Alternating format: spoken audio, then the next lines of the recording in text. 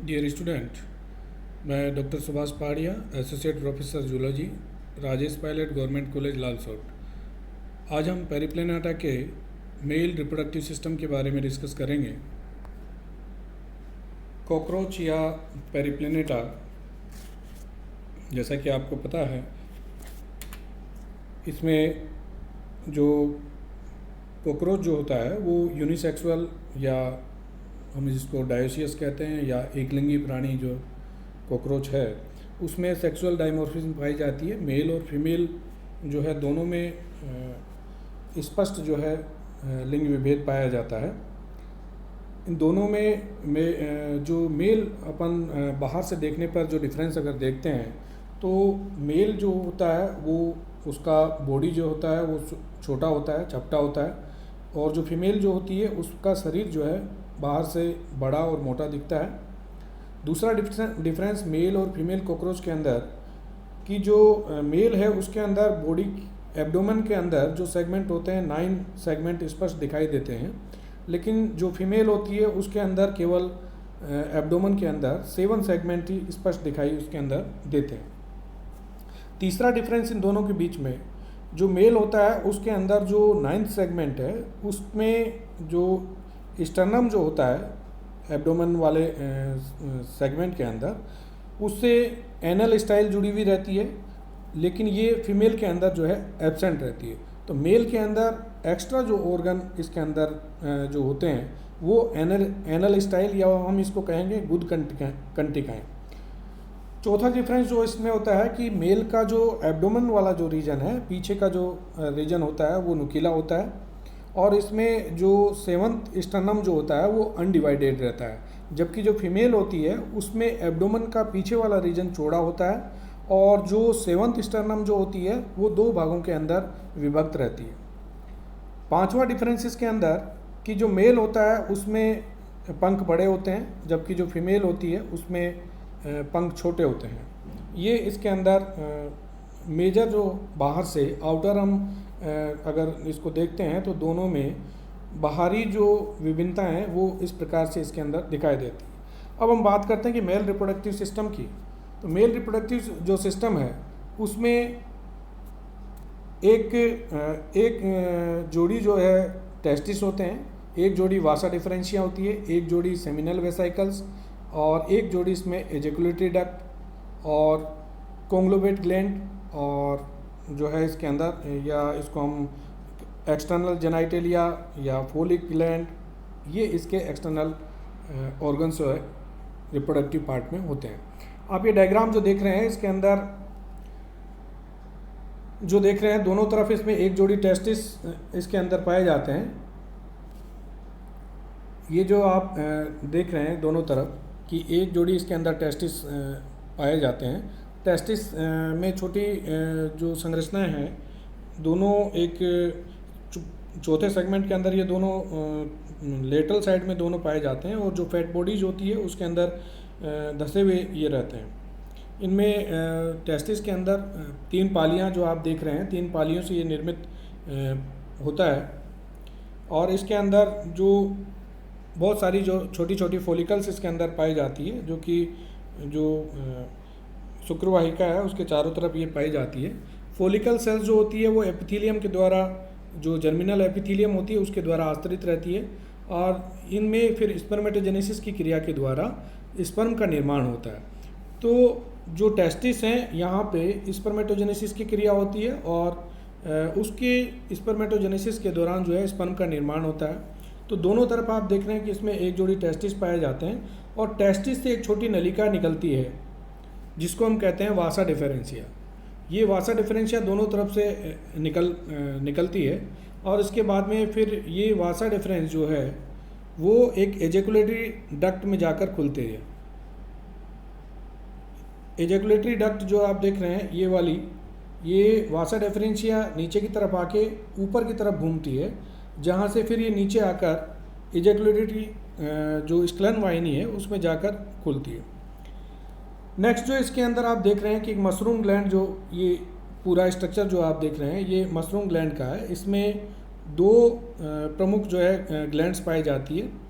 एक तो जो बाहर की तरफ जो होती है यूट्रिकुलाई मेजोरस, ये जो आप देख रहे हैं ये यूट्रिकुलाई मेजोरस है, और जो आंतरिक दिखाई दे रही है वो यूट्रिकुलाई ब्रेविवोर्स जो है इसके अंदर पाई जाती है। तो ये दो प्रकार की ग्रंथियाँ इसमें प्रमुख रूप से होती है। नेक्स्ट, इसमें जो ऊपरी भाग है इसका, ये फैलिक और कॉन्ग्लोमेरेट ग्लैंड कहलाता है। हम इसके बारे में डिटेल्स में अभी इसके बाद ही पढ़ेंगे। आप इसको डायग्राम को जो है देख सकते हैं पहले एक बार। फिर उसके बाद में ये कॉन्ग्लोमेरेट जो ग्रंथि है ऊपर से आप नीचे या देख रहे हैं गोनोपोर के द्वारा डक्ट ऑफ कॉन्ग्लोमेरेट ग्लैंड है, और ये इजैकुलेटरी डक्ट जो होती है वो भी यहाँ के गोनोपोर के द्वारा बाहर खुल रही है, और ये जो फैलिक ग्लैंड है ये भी जो है इसके द्वारा बाहर खुलती है। यहाँ पे आप जो है मेल जेनाइटल अपर्चर नीचे की तरफ देख रहे हैं, मेल जेनाइटल पोर है, और गोनोपोफाइसिस और फेलोमियर्स जो है इसमें ये एक्सटर्नल इसके जो ऑर्गन है रिप्रोडक्टिव ऑर्गन वो इसके अंदर पाए जाते हैं। अब हम बात करते हैं कि सबसे पहले जो टेस्टिस है, जैसा मैंने आपको बताया कि जो एब्डोमेन का चौथा सेगमेंट होता है उसके अंदर ये एक जोड़ी टेस्टिस जो है पाए जाते हैं। इसके अंदर बॉडी का जो चौथा सेगमेंट एब्डोमेन वाला रीजन का, जहाँ पर ये 3 पालियों से निर्मित होते हैं, और इसमें जो यंग कॉकरोच होते हैं उनके अंदर स्पर्मेटोजेनेसिस की क्रिया होती है, और उसके बाद में धीरे धीरे नॉन फंक्शनल हो जाते हैं, और साइज़ में ये जैसे ही जो है ओल्ड एडल्ट होते हैं उसमें साइज़ में कम हो जाते हैं। वासा डिफरेंशिया या जिसको हम कहेंगे शुक्र वाहिका, ये भी एक जोड़ी पतली वाहिका जो है टेस्टिस से निकलती है, और नीचे की ओर आकर ये मैंने आपको जो डायग्राम में बताया था कि 8वें खंड में ऊपर की ओर जो इजैकुलेटरी डक्ट है उसमें जाकर खुलती है। नेक्स्ट, तीसरा जो स्ट्रक्चर है इसका इजैकुलेटरी डक्ट। इजैकुलेटरी डक्ट जो एक इलोंगेटेड चौड़ी मध्य नलिका होती है जो कि पीछे की ओर एब्डोमेन वाले रीजन में पीछे तक आती है, और जो गोनोपोर होता है वहाँ पर आकर ये खुल जाती है। नेक्स्ट जो संरचना है इसमें यूट्रिकुलर और मशरूम ग्लैंड जिसको हम कहते हैं, जैसा मैंने आपको बताया था मशरूम के आकार की ग्लैंड्स होती है, बड़ी ग्रंथि होती है, एक रिप्रोडक्टिव ग्लैंड है जो कि सफ़ेद रंग की होती है, और जो वासा डिफरेंशिया और जो इजैकुलेटरी डक्ट है उसका जो जॉइंट होता है वहाँ पे ये यूट्रिकुलर और मशरूम ग्लैंड पाई जाती है। इसमें जो बंच होता है ग्लैंडुलर ट्यूबुल्स, यहाँ पर 3 जो है इसके अंदर पेरिफेरल लॉन्ग ट्यूबुल्स, जिसको हमने कहा कि जो बाहरी परिधि की तरफ है यूट्रिकुलाई मेजोरस जो है वो पाया जाता है, और जो अंदर की तरफ जो पाई जाती है उसको हम कहते हैं यूट्रिकुलाई ब्रेविवोर्स। तो ये 2 प्रकार की ग्रंथियाँ इसके अंदर पाई जाती हैं। यहाँ पर एक छोटी नलिका निकलती है जो कि जो सेमिनल वेसाइकल्स है वहाँ से जिसमें स्पर्म भरे हुए रहते हैं वो भी यहाँ पर आकर खुलती है। 5वां जो स्ट्रक्चर इसके अंदर होता है वो है फैलिक और कॉन्ग्लोमेरेट ग्लैंड। ये एक क्लब शेप्ड सहायक ग्रंथि है, और जो आगे का जो इसमें हिस्सा होता है वहाँ पर ये फैलिक ग्लैंड जो है पाई जाती है। यहाँ पे जो इजैकुलेटरी डक्ट का जो वेंट्रल सरफेस है वहाँ पर ये तुम्बाकार संरचना में पाई जाती है, और ये पीछे की ओर जो नर जनन छिद्र होता है उसके समीप आकर ये कॉन्ग्लोमेरेट ग्लैंड जो है खुलती है। ये स्ट्रक्चर आप जो देख रहे हैं पेरिप्लेनेटा का मेल रिप्रोडक्टिव ऑर्गन्स का है, जो लेटरल व्यू है। यहाँ पर जो स्ट्रक्चर में आपको दिखाई दे रहा है कि जो दोनों तरफ ये टेस्टिस वाला स्ट्रक्चर है, और टेस्टिस से एक वासा डेफरेंस निकल रही है। वासा डेफरेंस जो है आकर जो इजैकुलेटरी डक्ट है उसमें आकर खुलती है। मैंने जैसे बताया कि जो इजैकुलेटरी डक्ट है ये ऊपर की ओर मुड़कर, यानी कि जो जहाँ पे वासा डिफरेंशिया है वो टेस्टिस से आकर ये इसमें आकर जो है खुलती है जहाँ पर इजैकुलेटरी डक्ट है, और इसके बाद में ये पीछे की ओर जो है फिर मेल गोनोपोर के द्वारा बाहर खुल रही है। ये जो स्ट्रक्चर आप देख रहे हैं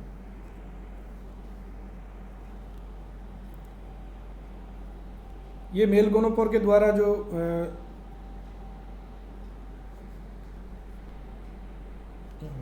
ये जो आप देख रहे हैं इसमें मेल गोनोपोर के द्वारा ये फिर जो इजेकुलेटरी डक्ट है वो इसके द्वारा बाहर खुल जाती है।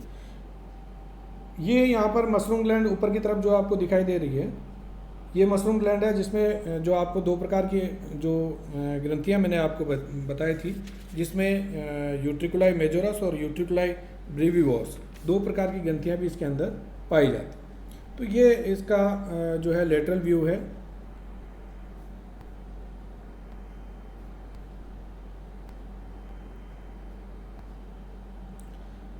नेक्स्ट इसके अंदर जो बाह्य एक्सटर्नल जेनाइटल्स जो ऑर्गन्स जो इसके अंदर पाए जाते हैं, बाह्य जननांग इसके अंदर जो पाए जाते हैं मेल कॉकरोच के अंदर, इसमें तीन प्रमुख संरचनाएं इसके अंदर पाई जाती है जिनको हम गोनोपोफाइसिस या फेलोमियर्स कहते हैं, जिसमें से एक दाहिनी तरफ होता है, एक बाईं तरफ होता है, और एक एक जो है उसके अधर तल पर जो है पाए जाते हैं। सबसे पहले हम बात करते हैं इसमें राइट फेलोमियर्स की। डायग्राम में आप देख सकते हैं कि जो ए वाला डायग्राम है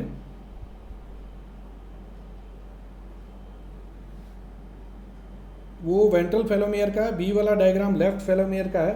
तो हम सबसे पहले जो है इसके अंदर राइट फेलोमियर की बात करते हैं। तो राइट फेलोमियर जो ए वाला डायग्राम जो इसमें सी वाला जो डायग्राम देख रहे हैं आप, ये वाला जो डायग्राम है ये राइट फेलोमियर का है। इसमें दो द्विपालित संरचना पाई जाती है। इसमें दो संरचना के द्वारा ये निर्मित होता है। इसमें जो इसका राइट पार्ट होता है वो एक चपटी काइटिनी प्लेट का बना होता है। ये इसका राइट पार्ट है और ये जो है इसका ये लेफ्ट पार्ट है। तो जो राइट पार्ट होता है वो इसके अंदर चपटी प्लेट का बना होता है। जो बायां भाग होता है वो कठोर होता है। जैसा कि आप देख रहे हैं कि इसके अंदर ये जो लेफ्ट पार्ट इसका है, ये लेफ्ट पार्ट कंटक इसके अंदर उभरे हुए हैं और एक कठोर जो है सिरेट लोब इसके अंदर होता है। आरी की समान संरचना इसके अंदर पाई जाती है और इसके जो आधारी पार्ट होता है वहाँ पर एक हुक नुमा संरचना जो है इसके अंदर पाई जाती है। मुड़ा हुआ भाग होता है, ये हुक नुमा संरचना इसके अंदर पाई जाती है। दूसरा हम स्ट्रक्चर जो देख रहे हैं वो लेफ्ट फेलोमियर का है। लेफ्ट फेलोमियर जो डायग्राम बी वाला डायग्राम है उसमें आप लेफ्ट फेलोमियर की संरचना देख सकते हैं। इसमें भी चार प्रवर्त प्रमुख रूप से निकले रहते हैं, 1, 2 और 3 और ये 4। चार प्रमुख रूप से इसके अंदर प्रवर्त पाए जाते हैं, जिनमें से जो लेफ्ट वाला पार्ट है नीचे की तरफ जो आप देख रहे हैं ये लेफ्ट वाला पार्ट है, ये पतली संरचना होती है और इसके जो लास्ट वाला सेगमेंट है यहाँ पर इसके अंदर हुक पाया जाता है जिसको हम कहते हैं टिटिलेटर। ये जो इसके अंतिम सिरे पर एक हुक नुमा संरचना पाई जाती है जिसको टिटिलेटर कहते हैं। दूसरा जो पार्ट होता है इसका दाहिनी तरफ का, इसके जस्ट ऊपर की ओर, उसको सूडोपेनिस कहते हैं और जिसकी संरचना हथौड़े के आकार की संरचना होती है, सूडोपेनिस इसका कहलाता है। और तीसरी संरचना जो होती है वो एस्पायरेट लोब होता है। कंटिका संरचना जो छोटी होती है ये एस्पायरेट लोब इसके अंदर पाया जाता है। और चौथा जो संरचना होती है उसको कहते हैं एक्यूटोलोब्स। लास्ट वाला जो भाग है इसमें एक हुक नुमा संरचना पाई जाती है, ये इसका एक्यूटोलोब्स है। तो ये चार प्रकार की प्रमुख संरचनाएं जो बाएं फेलोमियर में, लेफ्ट फेलोमियर के अंदर पाई जाती है। तो यहाँ पर जो सिरेट वाला जो हिस्सा है इसका एक्यूटोलोब्स जो हम कहते हैं, इसी भाग में जो फैलिक ग्लैंड जो आती है वो फैलिक ग्लैंड यहाँ पर आकर खुली हुई रहती है। ये जो आप देख रहे हैं इसके अंदर ये फैलिक ग्लैंड इसके अंदर पाई जाती है। तीसरा जो संरचना आप देख रहे हैं वेंट्रल फेलोमियर, ये भी भूरे रंग की संरचना होती है। ये नीचे वाला जो सबसे ए वाला डायग्राम है ये इसका वेंट्रल फेलोमियर है और ये एक प्लेटनुमा संरचना होती है जो कि दाएं फेलोमियर के पीछे वेंट्रल सरफेस पर होती है।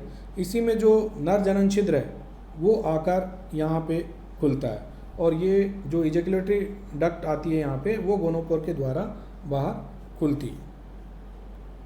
तो ये इसकी एसेसरी पेरिप्लेनाटा के जो एक्सटर्नल जेनाइटेलिया हैं वो इसके अंदर पाए जाते हैं।